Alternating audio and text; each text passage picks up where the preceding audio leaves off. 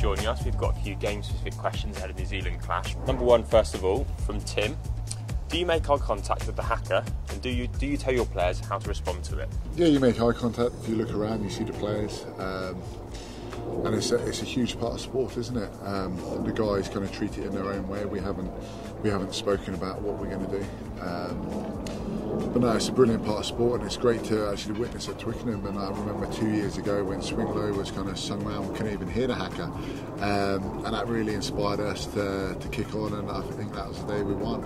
And yeah, that crowd involvement is brilliant and what makes Twickenham so special. Second question, Dan Wright asks, does the loss of specific players from the team affect the game plan and how England will approach the game? Of course, it's never ideal when you lose players, and unfortunately it happens a fair bit in sport.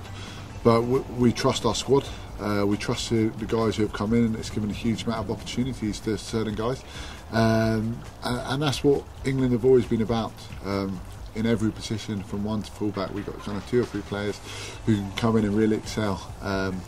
And they're given that confidence to really do that, and I'm sure they will on Saturday and moving forward.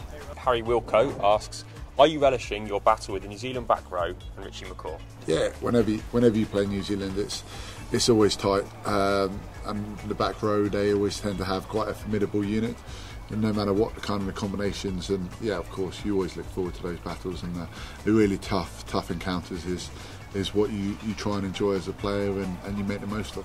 Final question from Divine Kawadza. Can the lads defy the odds again? Deja vu, #2012, will we supporting the team? Definitely.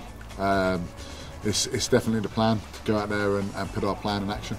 And I think in recent, especially over the summer, we showed that our game plan, if we stick to it, can hurt them and be effective.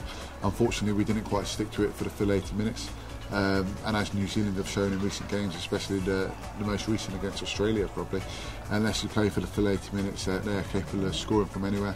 We experienced it in the first test in Eden Park. So yeah, you've got to make sure you're on the metal for the full 80, but yeah, we're definitely doing that.